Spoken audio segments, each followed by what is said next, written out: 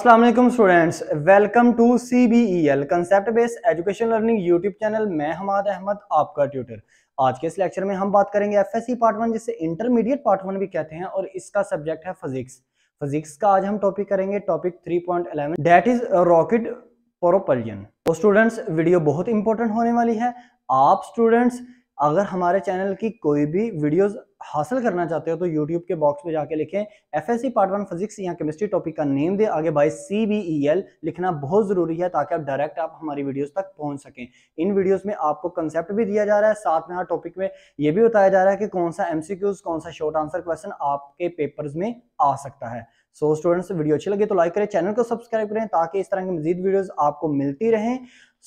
हमारा जो टॉपिक है रॉकेट प्रोपल्जन। देखिए ये दो वर्ड्स हैं, रॉकेट और प्रोपल्जन, ये एक्चुअल में ना दो वर्ड्स हैं। इन दोनों वर्ड्स को ना अलग-अलग से ना पहले हम अंडरस्टैंड करेंगे। पहले बात करते हैं रॉकेट की, फिर बात करेंगे प्रोपल्जन की।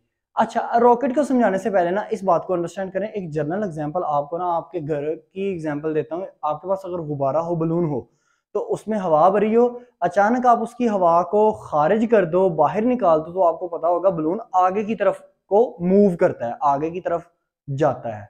तो एक्चुअल में क्या हो रहा है कि आप किसी भी चीज में से अगर हवा निकाल दो तो वो आगे की तरफ जाती है। कि मींस यहाँ पे आपको दो चीजें शो हो रही हैं, दो लॉ यहाँ पे आपको शो होंगे।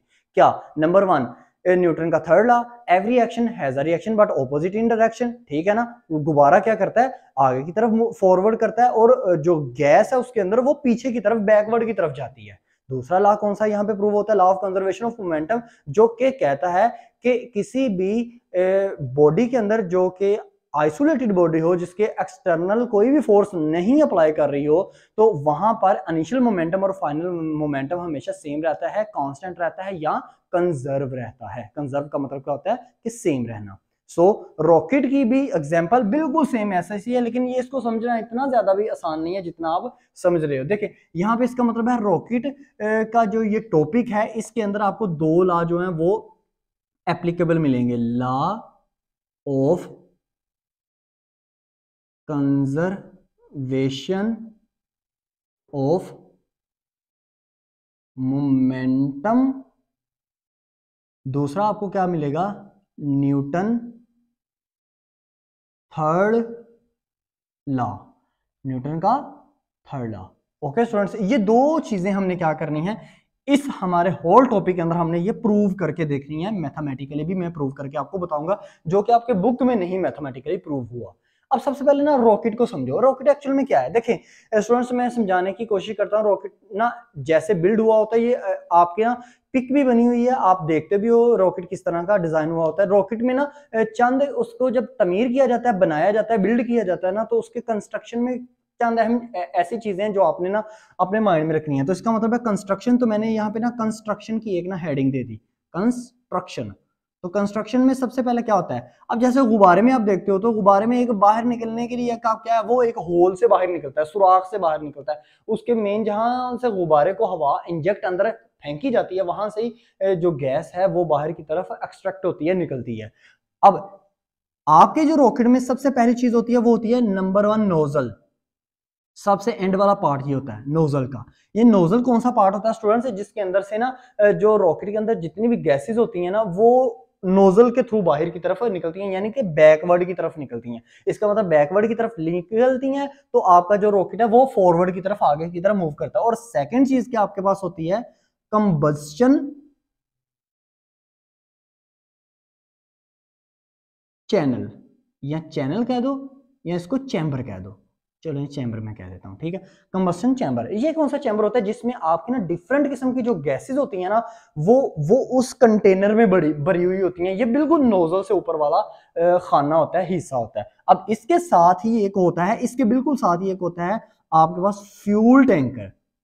फ्यूल टैंकर जैसे आपने अक्सर अपनी बाइक में भी देखा होगा, आपने अपनी गाड़ी में भी देखा होगा कि एक फ्यूल जिस जगह पर फ्यूल जाके जमा होता है उसको फ्यूल टैंकर बोलते हैं। इसीलिए इसी तरह स्टूडेंट्स रॉकेट में भी फ्यूल टैंकर होता है जो कि कंबंशन चैम्बर के बिल्कुल साथ लगा होता है, इसके अंदर फ्यूल होता है। अब यहाँ पे ये क्वेश्चन अराइज होता है, बहुत से स्टूडेंट्स को ये नहीं पता होता कि इसमें फ्यूल पेट्रोल या डीजल, जो आम हमारी गाड़ी या बाइक्स वगैरह में पेट्रोल या डीजल वगैरह या गैसोलीन वगैरह भरी जाती है, रॉकेट में ये चीज नहीं होती। अब रॉकेट में कौन सा फ्यूल हम यूज करते हैं? एक्चुअल में ना फ्यूल आप जो यूज करोगे ना, आप दो तरह के रॉकेट में ना जो फ्यूल है ना वो यूज कर सकते हो, एक सॉलिड फॉर्म में होता है, एक लिक्विड फॉर्म में होता है। तो अब जिस रॉकेट की हम बात कर रहे हैं ना स्टूडेंट्स, इसमें हम ये फर्ज करेंगे इसमें लिक्विड शेप का क्या है, एक हमारे पास फ्यूल है। तो ये जो लिक्विड शेप का जो फ्यूल होता है, ये लिक्विड फॉर्म में हाइड्रोजन आपके पास होती है। तो इसलिए हम ये कह सकते हैं कि फ्यूल जो आपके पास होगा वो किस शेप में होगा, लिक्विड हाइड्रोजन। आपके पास लिक्विड हाइड्रोजन पड़ी होगी जो कि जलेगी। जलने के बाद क्या करेगी, जैसे हमारे गाड़ी में जो पेट्रोल होता है स्टूडेंट्स, वो जलता है ना, जलता है। जैसे ही वो जलता है कंबंशन चैम्बर में, जब वो जलता है ना, तो जलने के बाद आपकी गाड़ी के वो पीछे जो बैक पे नोजल होती है ना, वहां से आपका धुआं निकलता है, एज अ गैस की सूरत में वो लिक्विड बाहर को निकलता है और आपकी गाड़ी आगे की तरफ मूव ऑन करती है। अब लास्ट में इसका एक पार्ट होता है जिसको हम टेल बोलते हैं। अब ये टेल क्या होती है, इसका सबसे ऊपर वाला हिस्सा। अब वो टेल स्टूडेंट्स, अब ये रॉकेट क्या है, रॉकेट बिल्ड क्यों किया जाता है? जाहिर सी बात है कि रॉकेट को बिल्ड करने का ये प्रोसीजर होता है कि जहां तक आपका एरोप्लेन हवाई जहाज नहीं जा सकता, अगर किसी आपके एस्ट्रोलॉजिस्ट ने आपके जाना है, किसी दूसरे सियारे पे जाना है, चांद पे जाना है, मरीख पे जाना है, तो वहां तक आपको पता है आपका एरोप्लेन हवाई जहाज नहीं जा सकता। तो उस चीज के लिए रॉकेट जो है वो बिल्ड किया जाता है ताकि वो डिफरेंट किस्म के जो आलात हैं, मिसाल के तौर पर आपके सैटेलाइट्स वगैरह जो हैं, वो उनको लेके जाता है वहां तक, ताकि जो भी मुल्क है, मिसाल के तौर पर अगर अमेरिका के साइंटिस्ट जाना चाह रहे हैं चांद पे, तो वो रॉकेट की मदद से उनको सामान जो है, जितना भी इंस्ट्रूमेंट का सामान होता है, वो प्रोवाइड करते हैं। क्यों? ताकि वो वहां पे जाके रिसर्च वगैरह कर सके। सो स्टूडेंट्स, आपका जो रॉकेट होता है उसके अंदर ये सारी चीजें तो मौजूद होती हैं, लेकिन वो सामान भी मौजूद होता है जहां जो उसने लेकर जाना होता है डिफरेंट प्लैनेट्स पर। ओके स्टूडेंट्स, अब इसके बाद ये तो रॉकेट की बात होगी। अब प्रोपल्शन का क्या मतलब है, इस जरा जो है ना आपके पास एक टॉपिक, ये वर्ड इसको जरा समझो।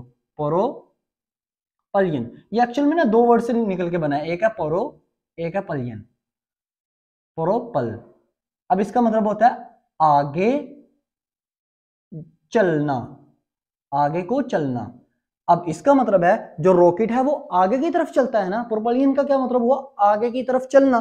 ठीक है, इसका मतलब अगर एक चीज आगे की तरफ चल रही है तो बैक साइड पे स्टूडेंट्स आपको क्या शो हो रहा है, आपको गैस निकलती शो हो रही है। तो यहाँ पे आप ये आपको मेंशन हुआ होगा, यहाँ पे आपने ये जांचा होगा कि जो न्यूटन का थर्ड लॉ है वो तो बिल्कुल एप्लीकेबल हो रहा है, क्योंकि रॉकेट आगे की तरफ जा रहा है। एक्शन की फोर्स और रिएक्शन की फोर्स आपको क्या लग रही है, रिएक्शन की फोर्स आपको गैस जो पीछे की तरफ एक्सर्ट होती है, जो बैक साइड से निकलती है। ओके, अब प्रोपल्शन का मतलब होता है रॉकेट का आगे की तरफ जाना। अब आपको यहाँ पे ना दो चीजें ना बहुत अच्छे से अंडरस्टैंड होनी चाहिए। आपको पता है जो भी गैस इस रॉकेट के अंदर से निकलती है वो पर सेकंड कितना निकलती है, वो 10,000 के हिसाब से स्टूडेंट्स पर सेकंड में वो निकलती है, पर सेकंड 10,000 के हिसाब। मतलब आप ये कह सकते हो कि एक सेकंड में ना आपके जो रॉकेट के अंदर से जो फ्यूल है ना, एक सेकंड में स्टूडेंट फ्यूल जो है, ये जो हाइड्रोजन लिक्विड फॉर्म में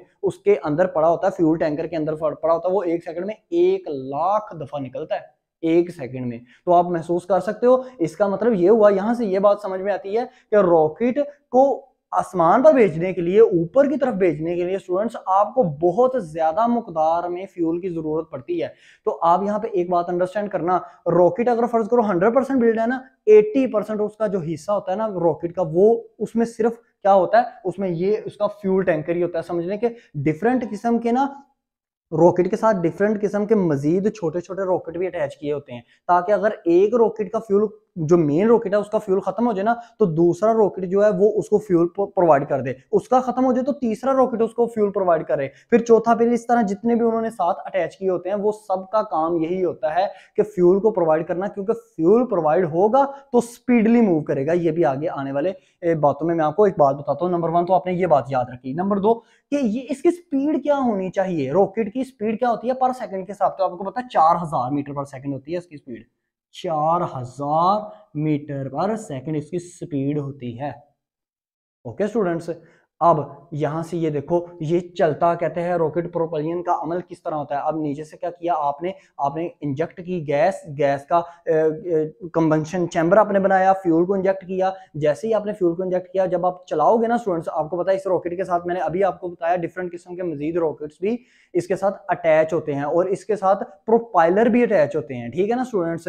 और ये क्या करता है, जैसे ही ऊपर की तरफ जाता है ना, तो आपने यहाँ पे एक चीज अपने माइंड में आती होगी कि सर ये जैसे रॉकेट ऊपर की तरफ जाता है, तो आपने तो हमें ये समझाया था कि जो जमीन की कशिश की फोर्स है, यानी कि फोर्स ऑफ ग्रेविटेशन है, वो हर चीज को अपनी तरफ खींचती है, तो क्या ये रॉकेट को अपनी तरफ खींचती नहीं है? बिल्कुल खींचती है स्टूडेंट्स। तो इसी वजह से रॉकेट का जब जैसे रॉकेट का फ्यूल खत्म होने लगता है ना स्टूडेंट्स, वो उसको अपनी तरफ खींचने की कोशिश करती है जमीन। ओके, लेकिन रॉकेट का मेन काम क्या है, उसको बनाने का मेन मकसद क्या है कि भाई तू हमारे टारगेट तक जा, ऐसा ही है।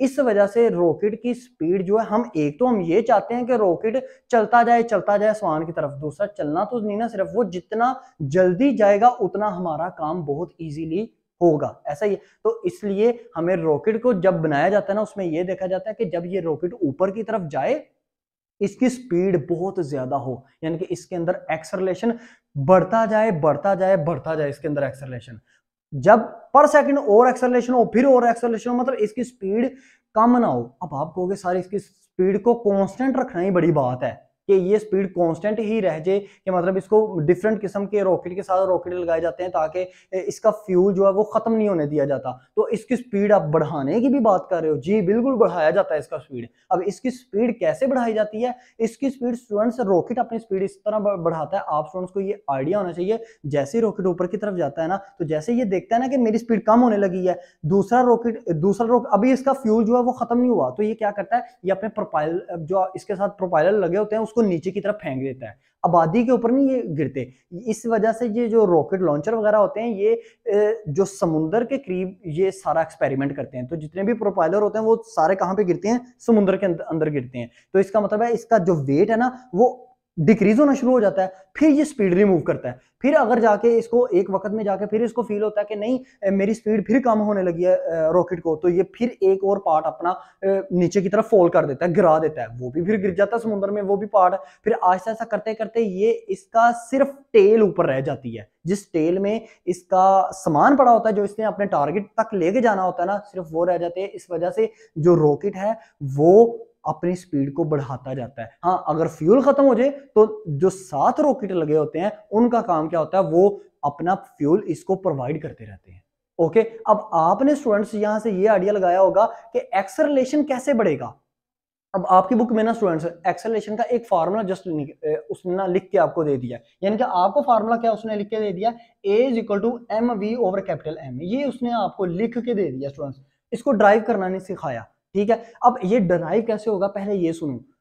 अव्वल तो ये जो रॉकेट प्रोपल्शन का अमल है ना, ये पहला law of conservation of momentum को फुलफिल करे, दूसरा ये न्यूटन के थर्ड लॉ को फुलफिल करे। इन दोनों लॉ की मदद से ना स्टूडेंट्स, मैं आपको ये इक्वेशन जो उसने आपकी बुक में दी हुई है, इसको मैं आपको हल करके दिखाता हूं। फर्ज करें आपकी जो गैस नोजल से बाहर निकल रही है ना, वो एक एक्सर्ट हो रही है, गैस बाहर की तरफ निकल रही है, तो मैं ये कर देता हूं कि mass of exerted gas is equal to M. इसको नोट डाउन भी करते जाइएगा साथ साथ, क्योंकि आपकी बुक में नहीं है। जो गैस बाहर निकल रही है उसका मैस फर्ज करें एम है। अब ये जो मूव कर रहा है, यानी कि वेलोसिटी ऑफ रॉकेट की जो वेलोसिटी है वो क्या है, वो इज इक्वल टू वी है। लेकिन मैस ऑफ रॉकेट, अब रॉकेट का भी तो एक मैस होता है ना, मैस ऑफ रॉकेट आपके पास क्या है, मैस ऑफ रॉकेट आपके पास होगा कैपिटल एम, इसको मैं कैपिटल एम से जाहिर करूंगा क्योंकि ये ज्यादा है as compare to mass of exerted gas. इसके अलावा क्या आपको पता है, एक फोर्स लगेगी तो ये आगे की तरफ जाएगा ना, तो मैं लिख देता हूं force is equal to F. अब यहां पे देखो, अब आपको पता है यहां पे ना दो किस्म की फोर्सेस लगेंगी। एक तो आपको जो फोर्स आपकी आएगी law of conservation of momentum में, और दूसरी आपकी जो फोर्स आएगी स्टूडेंट्स जो न्यूटन का सेकंड लॉ है उसकी मदद से। अब देखिएगा, सॉरी, न्यूटन के सेकंड लॉ की मदद से। अब यहाँ पे ये देखना है हमने कि इसमें एक्सरलेशन, एक्सरलेशन क्या होगा, एक्सरलेशन, एक्सरलेशन इसमें क्या होगा, प्रोड्यूस होगा which is a, which is equal to a. अब ध्यान से सुनिएगा, अगर मैं momentum, law of conservation of momentum की बात करूं तो उससे पीछे आपने एक टॉपिक जो कि मैंने आपको पढ़ाया था इंपल्स का, वो टॉपिक आपने पढ़ा होगा। वो टॉपिक आपके पास क्या था, जिसमें मैंने आपको ये बताया था कि force is equal to, force का क्या फार्मूला था, आपने मोमेंटम के टॉपिक में पढ़ा है।